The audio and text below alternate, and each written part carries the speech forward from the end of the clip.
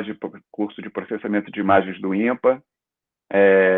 Então, essa semana nós vamos, como eu falei na semana passada, entrar na parte que diz respeito a vídeos, né? Então, a gente vai adicionar aqui na dimensão tempo, né? Então, a gente tinha uma sequência de imagens que está variando no tempo, e agora a gente vai estudar, na realidade, os modelos matemáticos que têm a ver com imagens dependentes do tempo, que são os vídeos, e estudar as arquiteturas de redes neurais específicas para vídeo, complementando a parte de redes de convolução que são específicas para a imagem. Então, essa semana a gente vai falar de tracking, que é a base matemática de variações, né, da imagem, né, ao longo do tempo, e isso vai dar os fundamentos para a gente conceituar o vídeo e chegar nas arquiteturas de redes neurais para vídeo que a gente vai fazer na próxima semana. E aí, finalmente, na última semana do curso, nós vamos discutir vários tipos de aplicações que são dependentes de vídeo e ter as apresentações finais de trabalhos recentes nessa área. Então, eu vou passar agora para a apresentação da aula propriamente dita, a parte expositiva. Então, essencialmente, o que a gente vai discutir nessa aula é o fluxo óptico e tracking, que exatamente são os princípios, né, que regem modelos matemáticos de imagens que são variando com o tempo, né? Então, queria começar a aula, na realidade, com essas frases que são citações do Norman McLaren. Norman McLaren foi um dos maiores animadores, né, que a gente conhece, né? Eu conheci ele pessoalmente no National Film Board, né? Ele em inglês e depois trabalhou no Canadá durante muito tempo, fez os filmes de animação mais importantes, e ele conceituou muito sobre a animação, que tem a ver com o que a gente vai conversar aqui, porque assim, animação é um vídeo que é desenhado, né? Então, o animador ele tem que ter o controle do movimento para dar vida a uma história, né? Através de um vídeo, por exemplo, né? De uma animação. E tem essas 3 frases aqui que eu acho que são muito importantes, né? Que essa primeira, ele diz assim: a animação não é a arte de desenhos que movem, mas é a arte de movimentos que são desenhados. Então, você vê qual é a ênfase, qual é o enfoque, né? E aí, mais que isso, ele fala, né, o que acontece entre cada frame, cada imagem, é muito mais importante do que o que existe em cada frame, né? Então, assim, na verdade, quando você está desenhando aqueles frames, você está pensando na relação de um com o outro, né? E aí é isso que é esse final, que eu acho que é assim, a frase mais inspiradora que o Norman McLaren já falou e conceituou, né, em relação ao trabalho dele, a animação, e isso estende a vídeos, né? Ele diz que a animação é a arte de manipular os interstícios invisíveis que existem entre os frames, que é uma coisa perceptual, né? Então, o que a gente vai estudar na aula de hoje, na realidade, são os modelos matemáticos que vão refletir esses conceitos que a gente está vendo aí, que o Norman McLaren, como um grande artista e um grande animador, ele intuía isso e tinha isso muito claro, né? Então, eu quis começar a aula com isso, né? E aí a gente agora vai entrar na aula propriamente disso, que a gente primeiro vai discutir o que é movimento, né? Que o Norman McLaren se referiu ali como a primeira coisa, né? Você está o movimento que é desenhado, né? Então, no caso de um vídeo, é o movimento que é capturado por uma câmera, né? E aí a gente vai ver que o conceito matemático mais importante para a gente entender isso, né, o movimento num vídeo, é o chamado fluxo óptico, né? Então, o fluxo óptico, a gente vai ver que ele corresponde mais ou menos a a coisa de mais baixo nível de um vídeo naquela hierarquia, né, conceitual, né, de estruturas de imagem para você fazer aprendizagem de máquina e visão computacional, né? Então, o fluxo óptico seria correspondente ao que seria a imagem bruta, a imagem capturada por uma câmera. Só que aí não é a imagem, é o vídeo, né?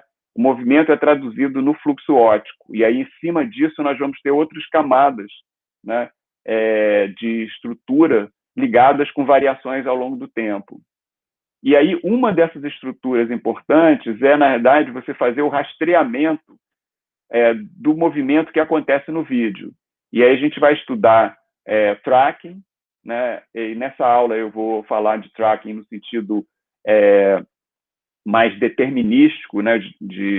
Uma geometria que se dá no espaço-tempo, né? E aí, na próxima aula, eu vou falar de tracking no sentido probabilístico e já mostrar algumas aplicações usando redes neurais, né? Então, começando com o movimento, né?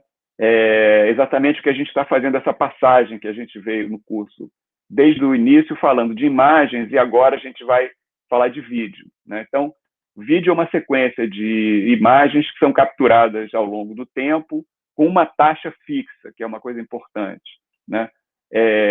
E aí o dado da imagem, quer dizer, na verdade, é uma função do espaço e do tempo. Então, a gente tem o espaço e tempo, e é um negócio interessante vocês verem aqui, só para dar uma ideia de coisa que a gente vai falar na próxima semana, se essa dimensão tempo aqui for interpretada de várias maneiras, você tem vários modelos matemáticos diferentes.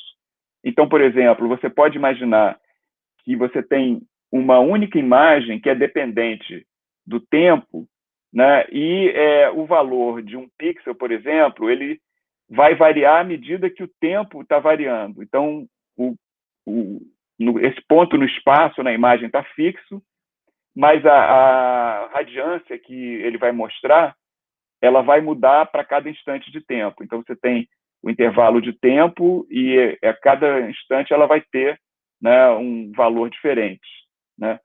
Isso é um jeito de ver, né? O outro jeito de ver é você imaginar que você tem, na verdade, esses quadros, né, essa sequência de quadros que está variando no tempo e é como se eles fossem sendo substituídos, né?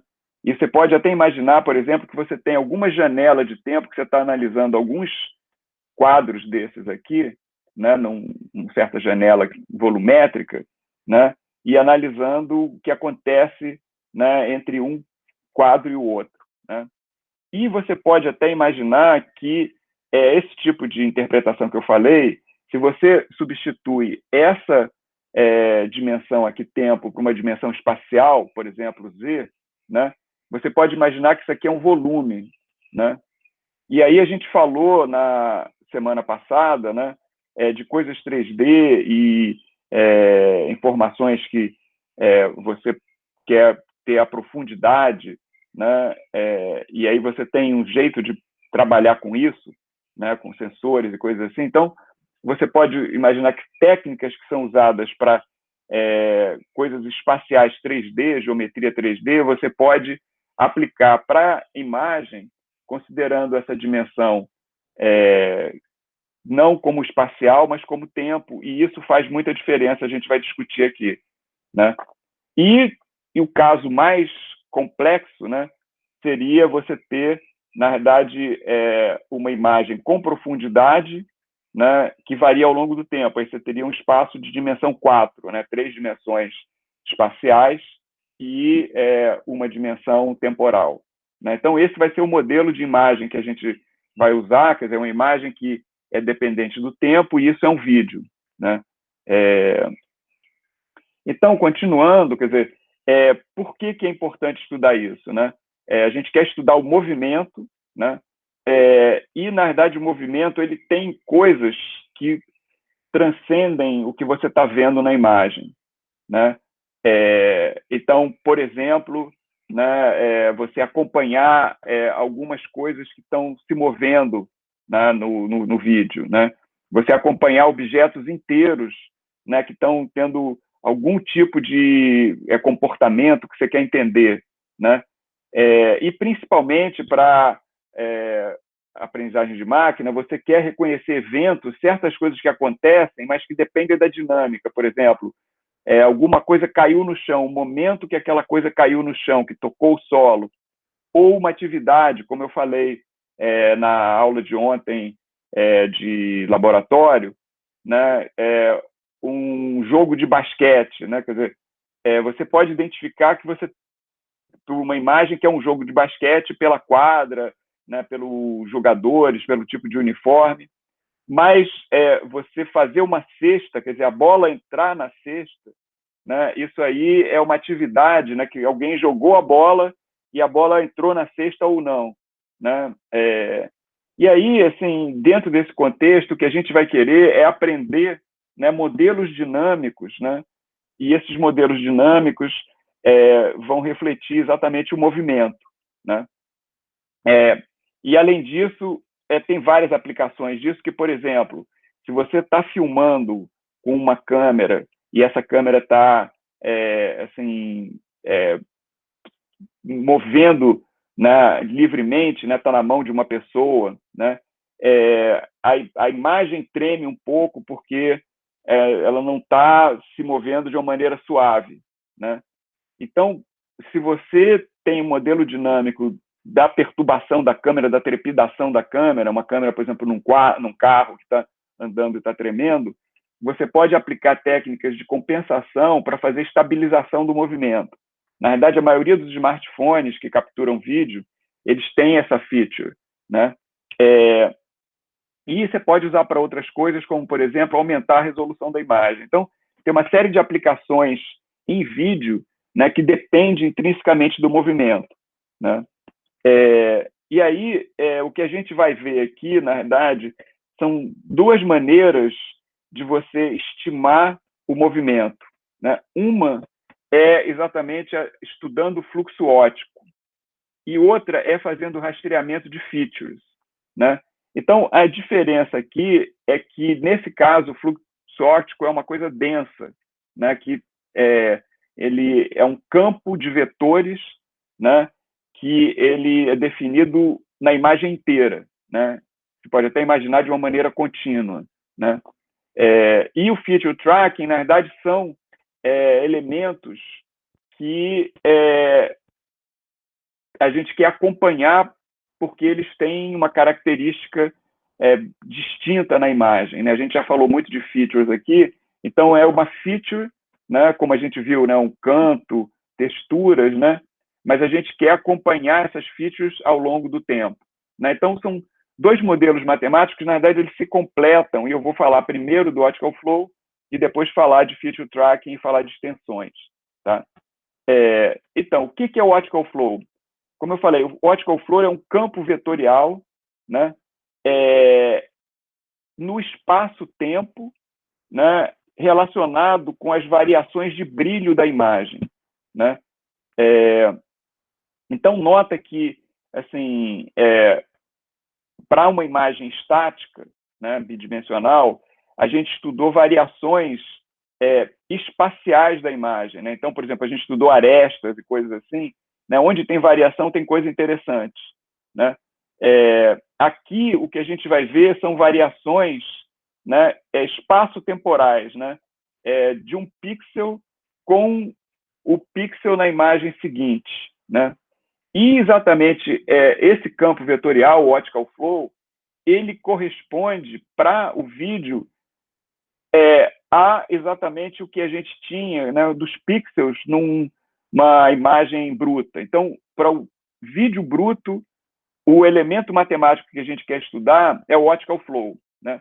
Então, na verdade, você pode até assim esquecer a imagem e só trabalhar com o optical flow, né? Só que você tem que extrair isso a partir do vídeo, que é uma sequência de imagens, para poder entender exatamente o que o Norman McLaren falou, esses interstícios que existem entre os frames, né? Então, uma coisa importante é que, para a gente fazer isso, a gente vai usar informações da imagem. Então, no caso, o optical flow, ele tem informações densas, né? Mas, na realidade, assim, você fazendo essa estimativa de maneira densa ou esparsa, você vai estar sempre seguindo coisas distintas na imagem, como a gente viu cantos e coisas assim. Então, aqui tem um exemplo, né, de você fazer, na verdade,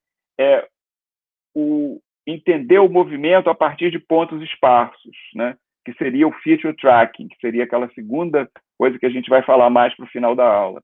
Então, nota que aqui você tem, né, uma imagem, né, ela é a imagem de um corredor, né, e as features aqui nesse corredor são exatamente esses quadros que estão na parede, os cantos dos quadros, etc. Né? E a gente, ao longo do vídeo, vendo como esses pontos se movimentam de um frame para outro, né?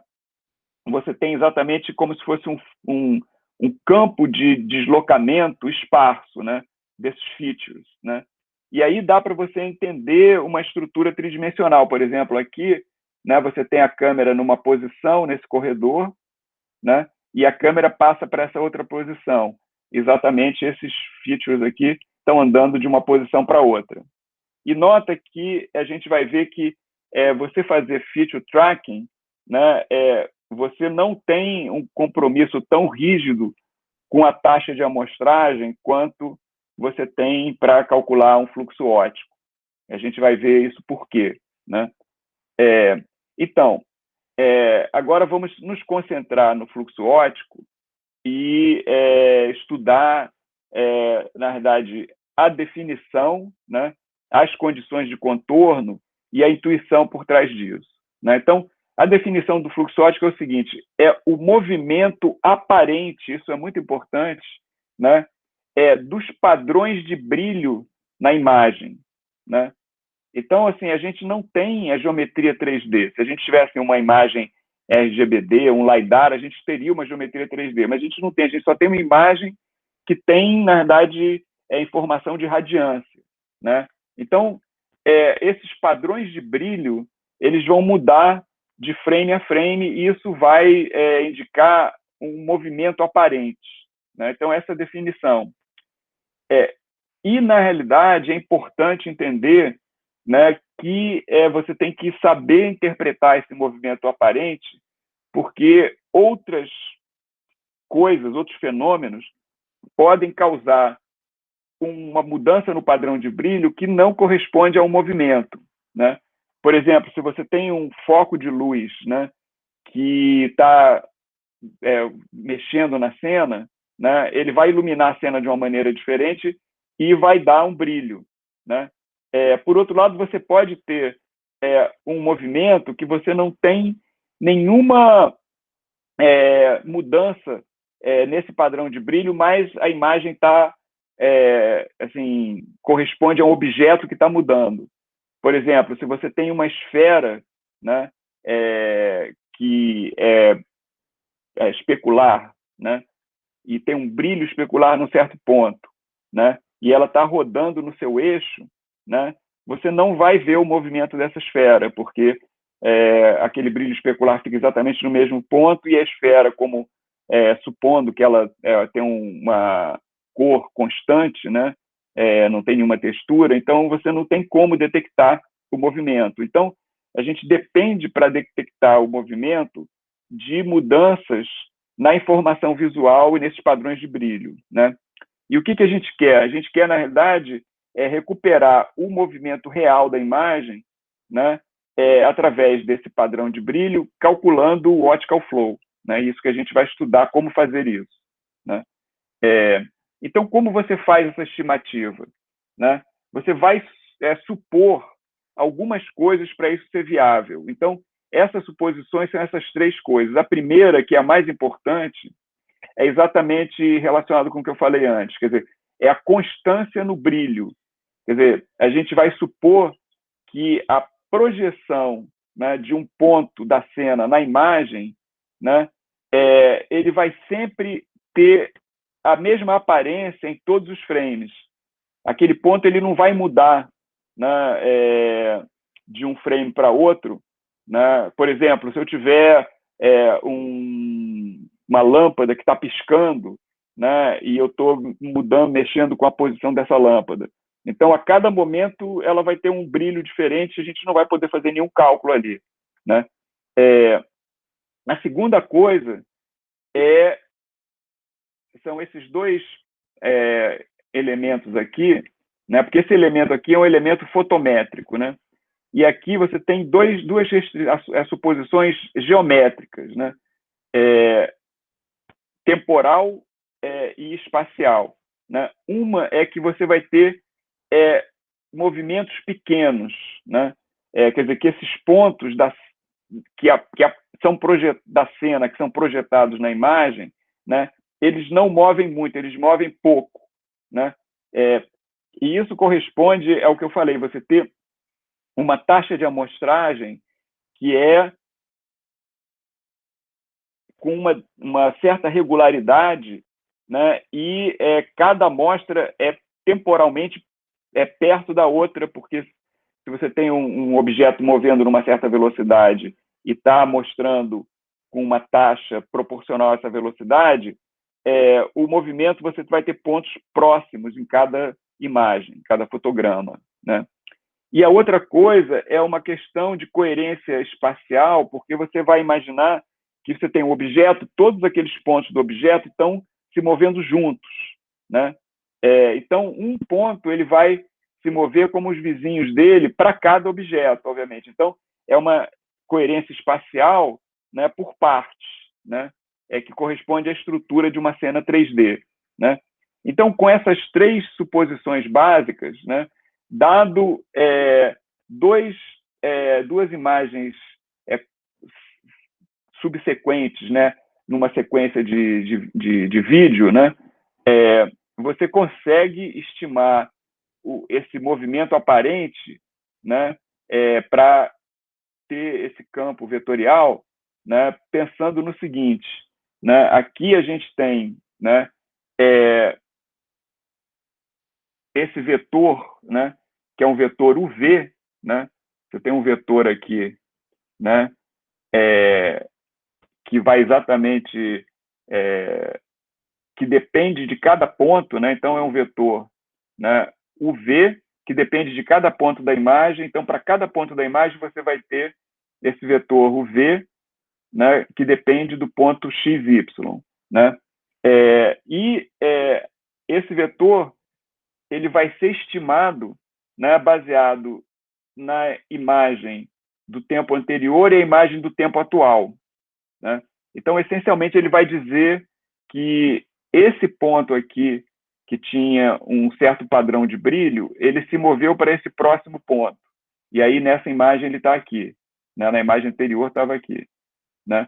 Então, esse é o estudo que a gente vai fazer para poder estimar o fluxo óptico. Então, o fluxo óptico, na verdade, é esse campo de vetores, né, UV, né, que é definido continuamente para todos os pontos da imagem, né? Então, como é que a gente vai calcular isso?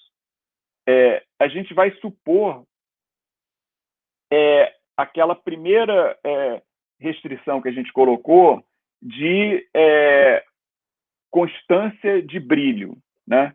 Então, isso existe para a maioria das cenas, e aonde não tiver essa constância, a gente tem que dar um jeito de desconsiderar ela. É como se fosse um outlier aí nos nossos dados, né? Então, se a gente tem essa suposição, né, dentro do que eu falei, a gente pode criar essa equação, que é a equação de constância de brilho, né? Então, essencialmente, ele está dizendo o seguinte, que o brilho da imagem, né, no tempo, né, t-1, né, ele, na realidade, vai ser, né, o brilho da imagem no ponto X, né, mais esse campo de vetor, né, que vai deslocar ele, né, para o outro tempo. Aqui, na verdade, tanto faz, né, você botar mais um e deixar assim, né, imaginando que aí o displacement está indo assim, né, ou menos um, imaginando que o displacement está indo ao contrário, né? E aí, como que a gente explora essa equação, né? O que a gente pode fazer, na verdade, é explorar uma linearização dessa equação, né, imaginando que a gente tem esse termo aqui, né, desse lado direito da equação, que é o i x mais u e o i y mais u, né? Desculpe, aqui é um v, né? Y mais v, né? De t, né? Isso variando no tempo, né? Então, aí o que a gente pode fazer é, isso aqui vai ser aproximadamente igual à variação ao longo do tempo da imagem, que seria a derivada da imagem na direção do tempo, né? Então, você tem o ixy de t menos 1, que é a base, né? E aí a variação ao longo do tempo, que seria a derivada, né, tanto em x quanto em y, quanto no tempo, desse campo de vetor que a gente quer calcular, que seria o uxy e o vxy, né? Então, com essa aproximação, né, de linearizar usando a expansão de Taylor, né, o que a gente pode fazer é, com isso, a gente pega e passa, né, esse termo aqui para o outro lado da equação, né? Então, você vai ter o i de x mais u, y de mais v, y mais v e t, né? Menos, né, o i de xy t menos 1, e isso aqui vai ser igual às derivadas da imagem, né, ao longo espacial e ao longo do tempo, e aqui, né, operando em cima do campo vetorial, né? E aí, com isso, que a gente tem é uma coisa que é bom para a gente trabalhar diferencialmente, né? Que se a gente pega essa igualdade, isso aqui vai ser, né, aproximadamente igual a zero, né, para você igualar essas coisas, né? E aí o que você vai ter é que, porque exatamente o movimento é pequeno, né? E aí você tem exatamente o gradiente da imagem, né, espacialmente, né, operando em cima do campo de vetores, mais o gradiente ao longo do tempo vai ser igual a zero, né? Exatamente essa constância, né, que a gente viu do brilho, né? Então, isso aqui expressa perfeitamente, né, aquela equação de constância no sentido diferencial, né? Então, essa é a equação fundamental que a gente vai usar, né?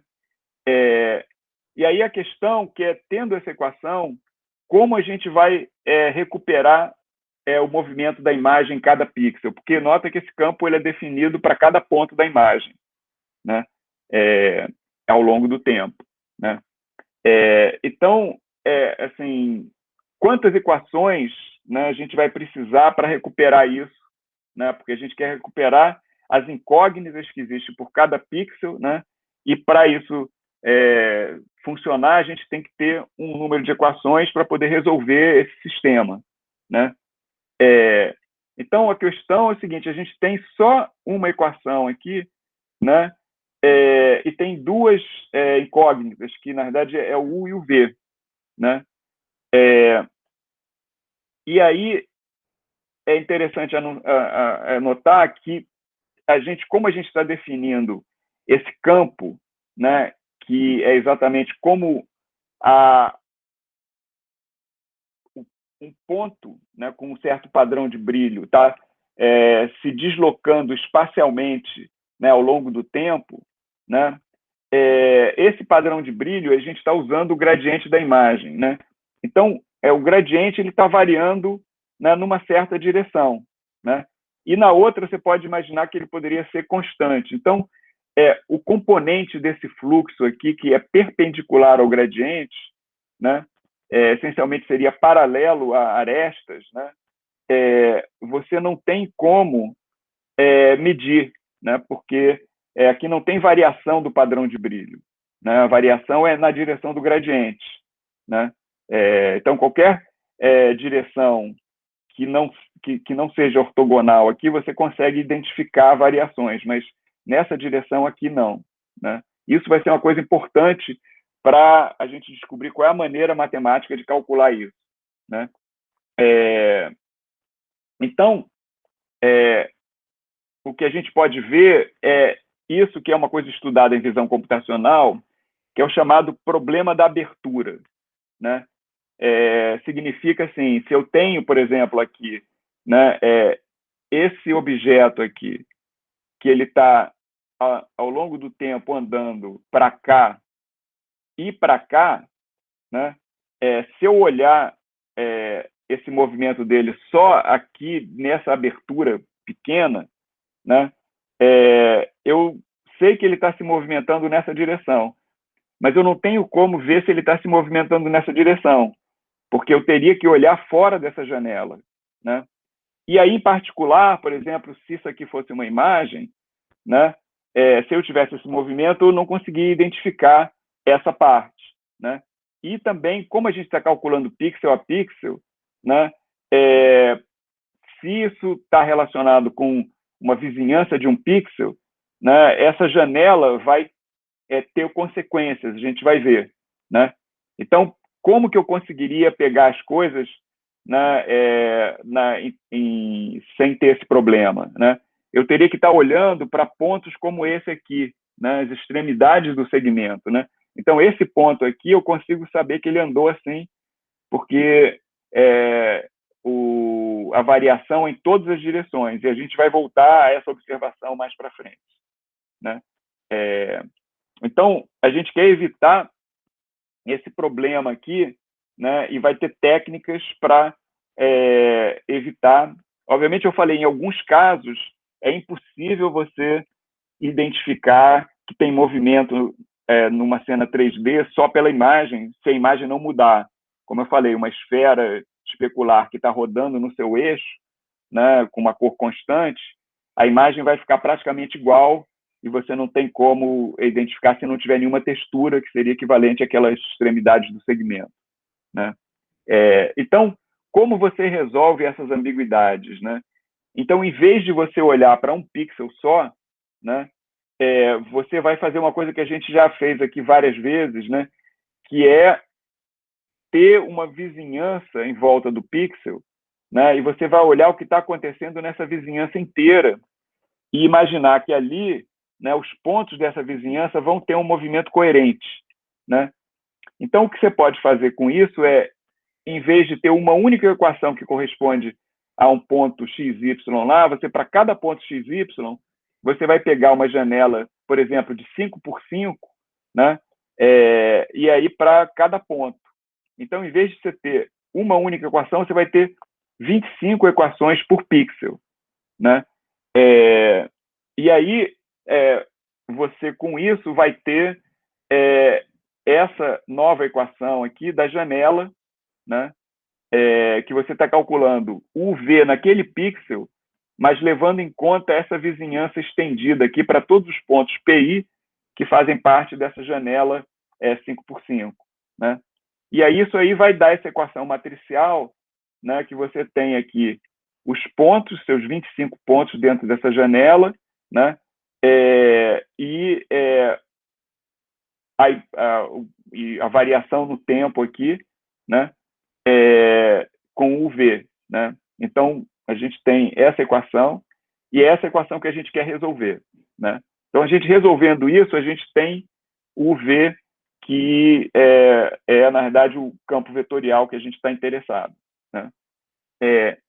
E nota que isso é bom porque, na verdade, a gente tem muito mais equações do que o número de incógnitas, né? A gente tem 2 incógnitas e tem muito mais equações, tem 25 equações, né?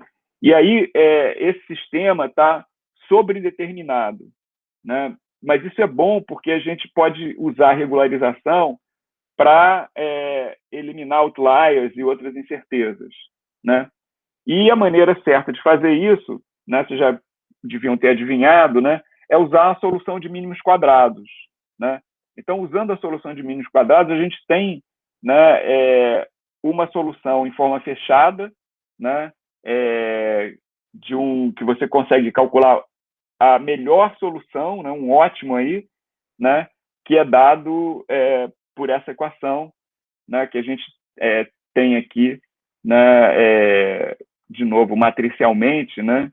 Então, para fazer os mínimos quadrados, você tem aquela matriz, né, vezes a transposta, aqui a matriz vezes a transposta, e você quer, na realidade, achar o V, né? E aí o método de mínimos quadrados é clássico, né?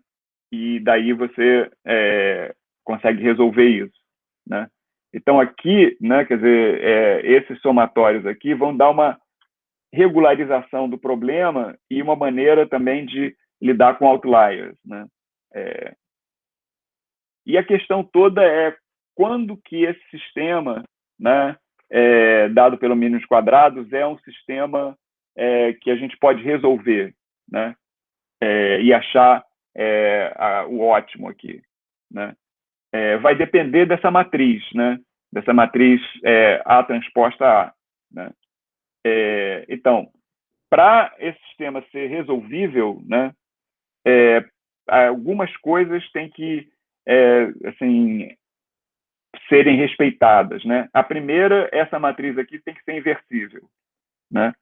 Senão você não consegue, porque na verdade você quer calcular o V, né? Então você vai ter que inverter essa matriz e operar aqui em cima, né? Passar ela para o outro lado da equação, né?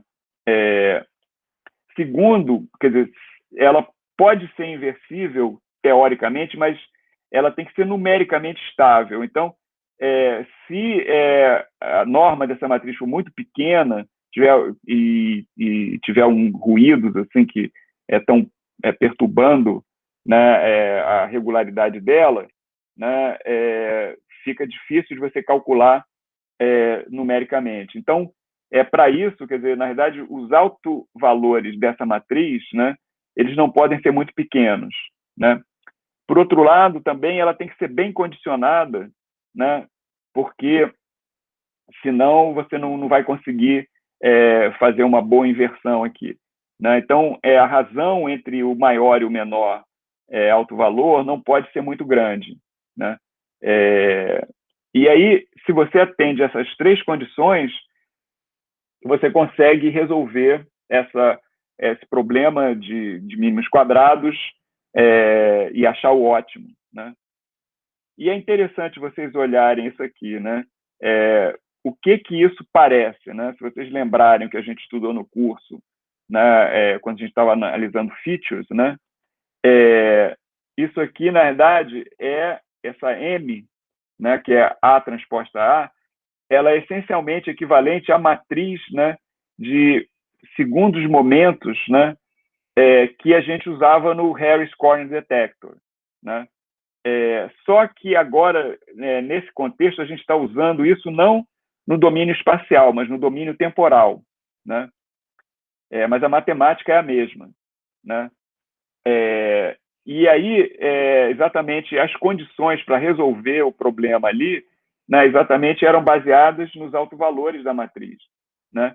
E a outra coisa interessante é que, na realidade, os autovetores eles vão dar exatamente a direção e magnitude, né? No caso do Harris, né?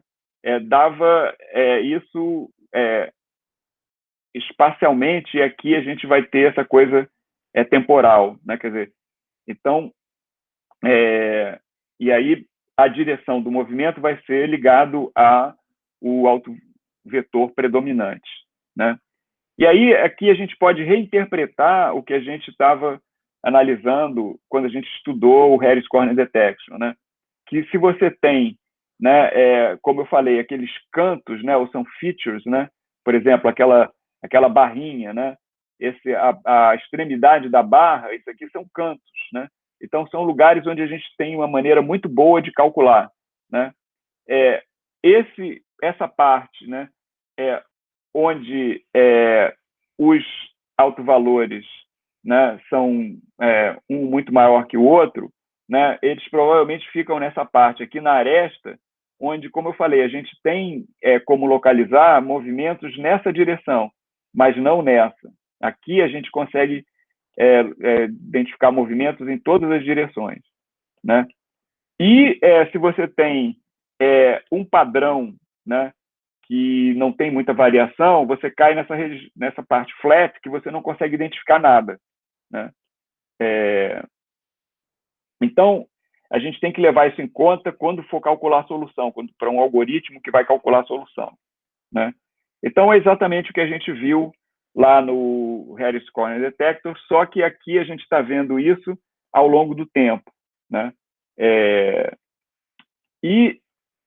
Olhando isso na imagem, né, a gente pode imaginar pontos da imagem que são bons para calcular coisas. Então, por exemplo, esse ponto aqui, né, que é ao longo do telhado, né, o padrão de brilho é esse aqui, né, e tem isso aqui. Então, vai cair naquele segundo caso lá, que são as arestas, né? Então, aqui a gente consegue pegar informação, mas não todas, né? E aí você tem essas áreas, como essa aqui do céu, né? Que você tem, na verdade, uma variação bem pequena do padrão de brilho, né? E aí você tem uma coisa assim que não tem como você ter uma solução estável aí, né?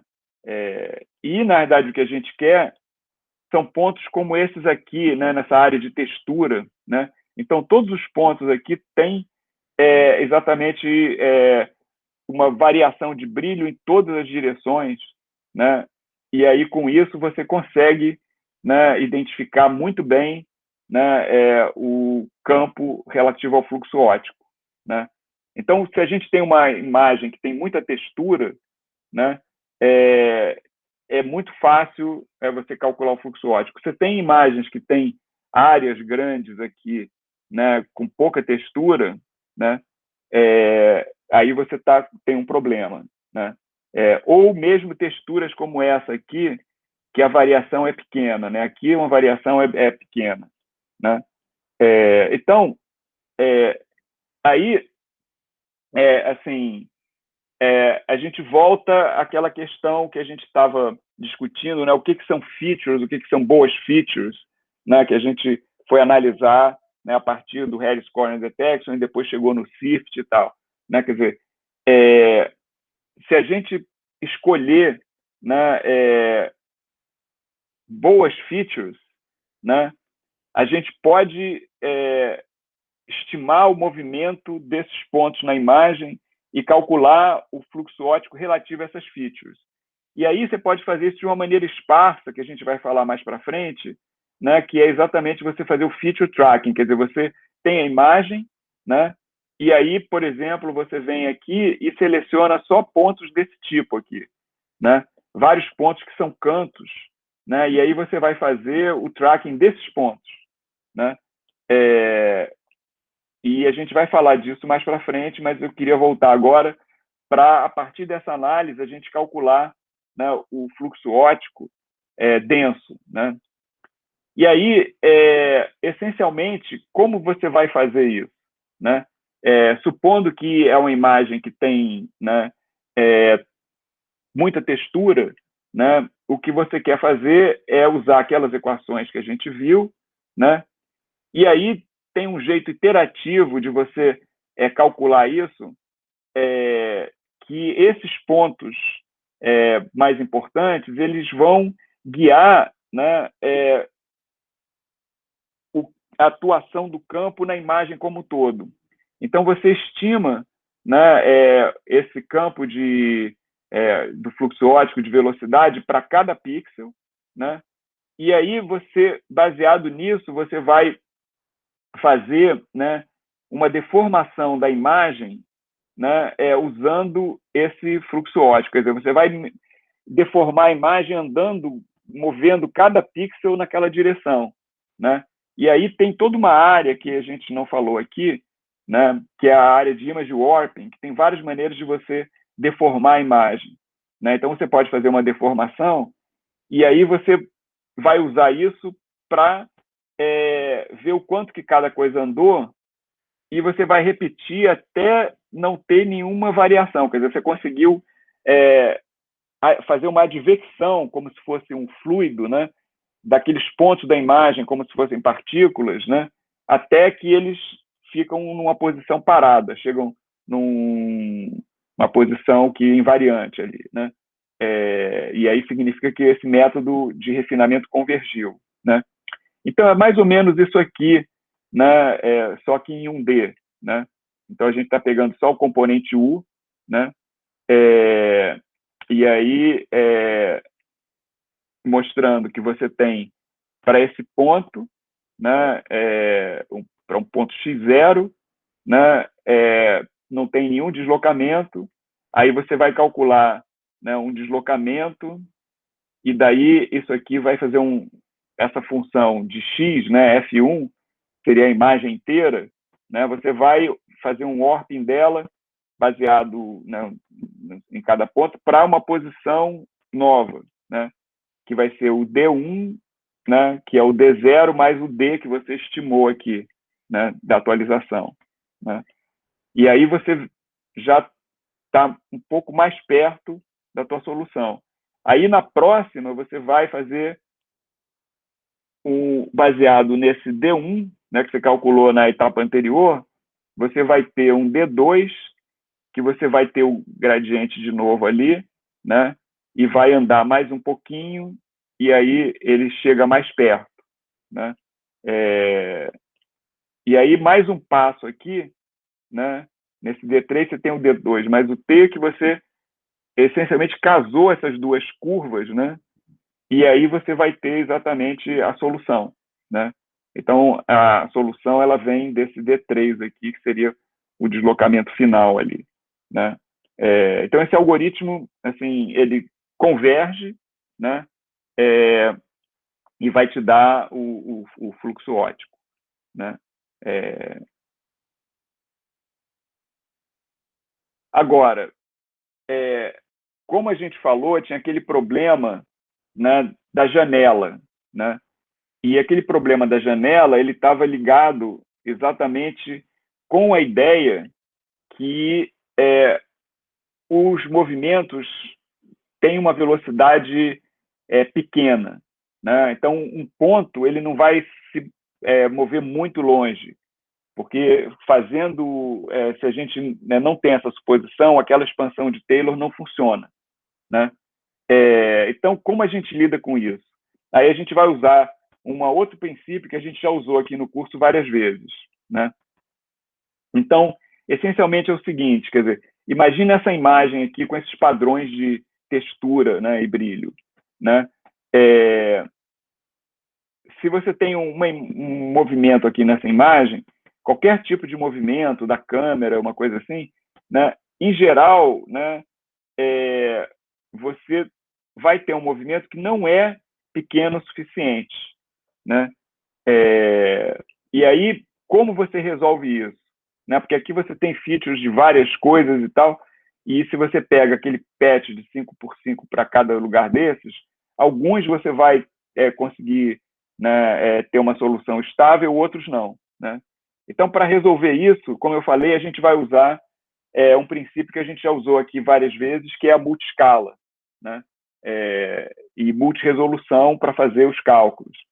Então, na verdade, a gente vai pegar a imagem original, né, que vai ter n por n, e aí montar uma pirâmide, né, usando escalas diádicas, né, que se fosse uma imagem n por n, seria n sobre 2, n sobre 4, n sobre 8, e no final você tem aqui, né, se pegar uma região de 5 por 5 pixels, né, ela corresponde a uma área grande aqui dessa imagem, né? E aí, com isso, você vai fazer o cálculo, né, usando essa multiresolução, né? Então, aí o algoritmo fica assim, né, aquele algoritmo de multiresolução, que isso, inclusive, é uma técnica que é usada para resolver uma série de problemas numéricos, né? Tem um método multigrid, né, e outras coisas assim, que você usa exatamente esse tipo de solução, né? Então, você para inicializar, você vai calcular o Lucas Canadi simples, né, na resolução maior, né? E aí você vai ter fazer uns warpings, né, para níveis intermediários, né? E aí você vai interpolando, né, o campo, né? E depois você vai expandindo, né? E aí você vai, à medida que você faz isso, você vai ter, né, o bloco já, né, com a advecção, né, com o warping, né? E daí você vai pegar o que veio do nível anterior, que é essa primeira solução, né? Você pega ele aqui, você aumenta, né, a resolução, né? Você multiplica os vetores aqui por 2, né, também, né? E aí você vai fazer o warping, né, a advecção das coisas, e aí com esse aqui você vai calcular um novo método do Lucas Canadi, né, pegando os pares de imagem, e daí você vai fazer uma correção, né, e atualizar os vetores nessa correção para a próxima resolução, né? Então você tem um par de imagens com, na verdade, uma pirâmide, né, em todas as resoluções, começa com essa resolução no nível mais alto, né, e vai processando, mudando a escala e corrigindo a solução, né, para janelas cada vez mais detalhadas. Então, você começa com uma janela como essa aqui, né, e vai colocando mais detalhe, mais detalhe, mais detalhe, né, que é mais ou menos como coisa que a gente usou com Wavelets, né? Então, é exatamente isso como você faz, né? Você tem, né, as duas imagens aqui, né, e você vai passando a informação, né? E você nota que, como você está calculando deslocamentos aqui, né, nessa resolução, né, um vetor que é desse tamaninho, na verdade, ele nessa resolução aqui vai ser um vetor desse tamanhão, né? Quando você passa para cá, você pode ter uma correção que pode adicionar, né, ou diminuir o tamanho desse vetor, porque você está colocando mais detalhes, né? Então, quando você faz essas correções aqui, né, você está refinando a precisão do seu cálculo para janelas que são mais detalhadas, com mais resolução, né? E essencialmente é isso, quer dizer, você vai fazer essa coisa, você roda o Lucas Canadi, né, faz o warping, faz o upsampling, que também foi uma coisa que a gente viu nessas técnicas todas, né, e aí vai fazendo a correção. A coisa nova desse método é exatamente essas correções que você faz quando você roda e você vai passando, né, as correções de um nível para outro, atualizando sempre o campo corrente.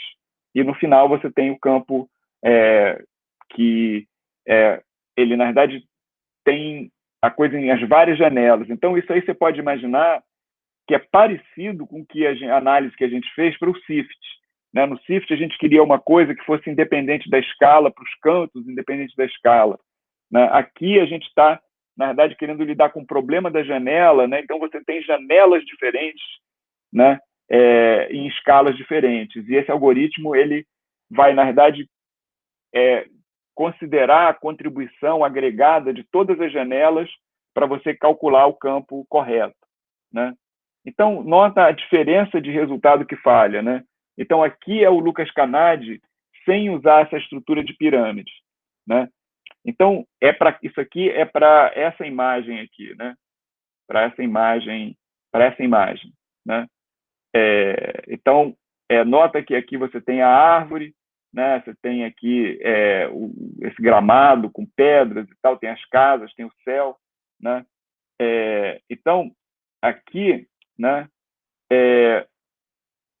Nota que se você não usa pirâmide, você tem uma boa solução perto aqui, né, dos galhos das árvores, né, assim, mais ou menos perto, né, da aresta da árvore, né, e essas outras partes fica tudo muito ruidoso, né, principalmente nessa região aqui, né, você não tem uma boa solução, né. Aí, se você usa, né, o Lucas Canade com a pirâmide, né, você tem exatamente o padrão de movimento dos objetos, né? Aqui você tem o tronco da imagem todo funcionando muito bem, né? Aquela árvore, né? Você tem aqui os galhos das árvores, as folhas, etc. Né? Você tem aqui os objetos aqui, né? Nas casas, né? E aí você olhando no detalhe, você tem um campo, né? Que realmente é bem feito. Quer dizer, isso é uma solução clássica, né? Tem código disso, está embutido no OpenCV, né? Então aqui só para mostrar para vocês, né? Esse aqui é a página que tem a implementação, tutorial, etc. Né? E a partir daí que isso foi colocado no OpenCV. Né? E aí, continuando, né? Assim, agora eu queria falar um pouco, né, dessa interrelação, né, entre você calcular o fluxo óptico. A gente tem um método muito bom de calcular o fluxo óptico, ele é determinístico, né, e é baseado exatamente em todos os princípios que a gente viu aqui no curso para a imagem, só que agora aplicados para a imagem, movimento e para a dinâmica. Né? Mas aí, assim, a gente, na verdade, depois vai querer explorar muito essa questão da dinâmica, que eu vou falar na próxima aula, né? E, ao mesmo tempo, quer dizer, a gente pode explorar essa questão de features, né? Na imagem para detectar dinâmica localizada. Então, eu queria comentar um pouco sobre esse aspecto, né? Porque, assim, quando a gente fez a primeira melhoria que a gente pode fazer em termos da dinâmica, né, é que quando a gente fez aquela suposição, né, de um movimento muito pequeno e aquela aproximação, né, por uma expansão na série de Taylor, né, a gente, na verdade, está imaginando que tem um fluxo óptico, né, que essencialmente para cada pixel ele vai dar uma translação ali, né? Mas você pode ter, né, na verdade, movimentos mais complexos, né?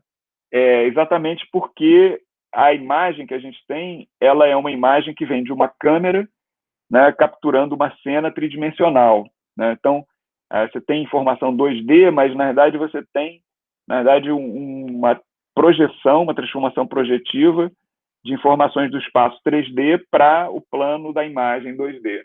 Né? Então, você teria, a gente já falou um pouco sobre isso aqui no curso, né? Outros modelos, né, de movimento, né? Que podem incluir, por exemplo, rotações, né? Transformações afins, transformações perspectivas, né? Então, uma maneira de fazer isso, na verdade, é estender, né, aquela informação que a gente fez na expansão de Taylor usando só o gradiente, e, na verdade, aqui, né, usar o jacobiano, né, da transformação. Né? E aí, com isso, a gente vai ter uma equação mais complicada, né, e poder detectar outros tipos, né, de movimento. Por exemplo, se eu quero identificar um movimento afim, né, então eu vou ter, na realidade, quer dizer, uma equação desse tipo aqui. Né? Tenho mais um componente ali. Né? E se a gente substitui isso, né, na equação, né, o que a gente vai ter? Né? A gente vai ter isso aqui, né? E aí você tem, né, agora 6, né, incógnitas aí nesse sistema, né, linear. Né? E aí a gente pode, na verdade, fazer a mesma coisa que a gente fez antes, né, usando, né, uma solução por mínimos quadrados, né, só que a equação é um pouco diferente. Né? E aí a gente tem, na verdade, esses parâmetros e vai ter não o fluxo óptico, mas é um fluxo óptico estendido, né, para uma transformação afim, né? Isso é importante, por exemplo, aqui são dois exemplos, né, que você leva em conta que tem como se fosse uma inclinação aqui dessa parede, né? Então você tem uma transformação afim. Então isso aqui são, na verdade, fotogramas do filme Manhattan do Woody Allen, né? E aqui você tem, né, uma outra, né, quer dizer, detalhe aqui dessa coisa mostrando, né, como você consegue, né, com estimar essa transformação afim, você fazer um warping, né, de um frame para outro e dar exatamente a coisa certinha, né, compensando essa perspectiva fraca ali, né, da câmera, né, que é uma transformação afim, né?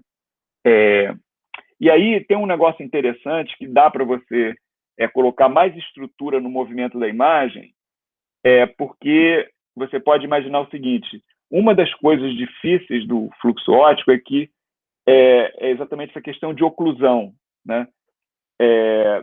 Porque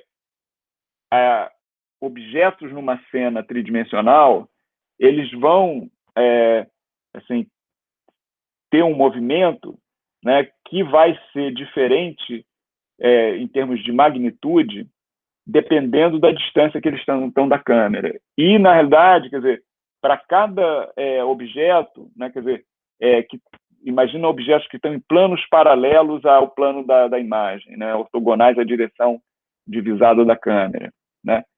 Para cada plano, coisas que andam nesse plano, né, eles vão ter um movimento coerente, mas com magnitudes diferentes. Então, uma coisa que você pode fazer, que na verdade é feito, né, e lida com oclusão muito bem, é você segmentar a imagem em termos de profundidade, que seria fácil se você tiver uma imagem RGBD.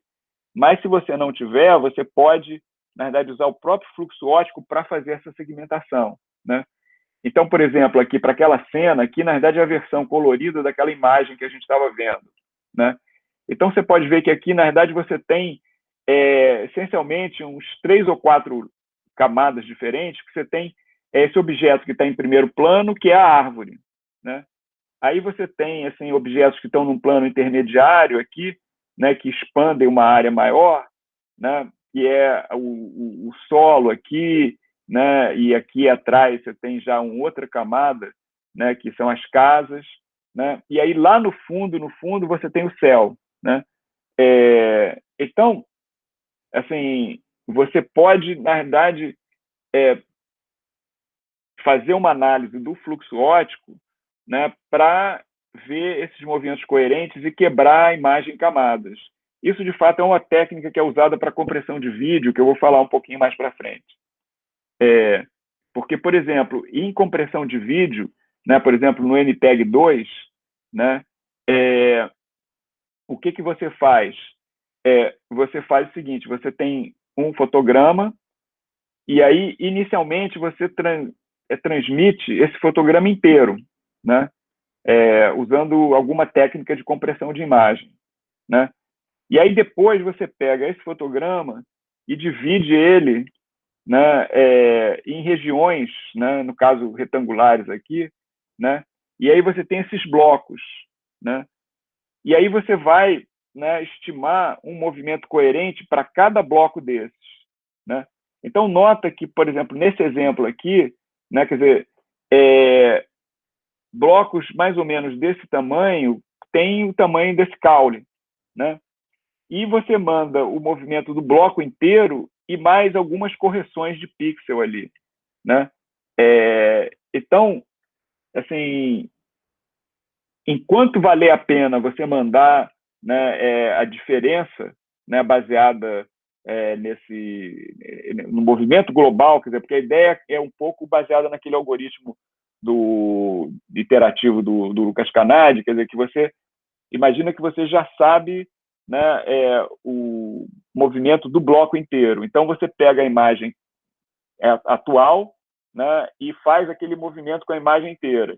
E para aquele bloco você manda só a diferença do que mudou, né, em relação a o real, né, que não é o bloco modificado, e o bloco modificado. Então, é muito menos, né, informação, porque em termos tanto de magnitude quanto informação, você pode comprimir isso muito. Então, isso é o algoritmo que é usado pelo MPEG.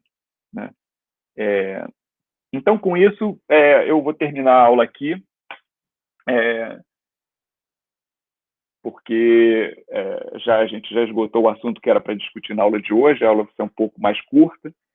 E na próxima aula, na quinta-feira, né, nós vamos exatamente discutir modelos dinâmicos probabilísticos para a variação da imagem ao longo do tempo.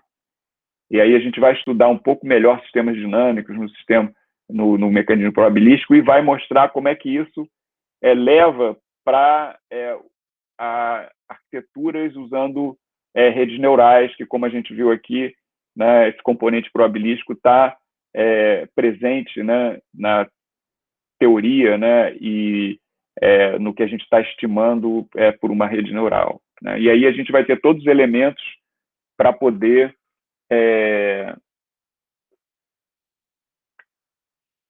estudar as arquiteturas de vídeo para redes neurais.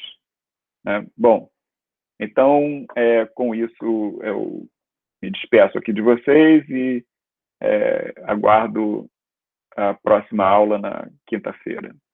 Obrigado.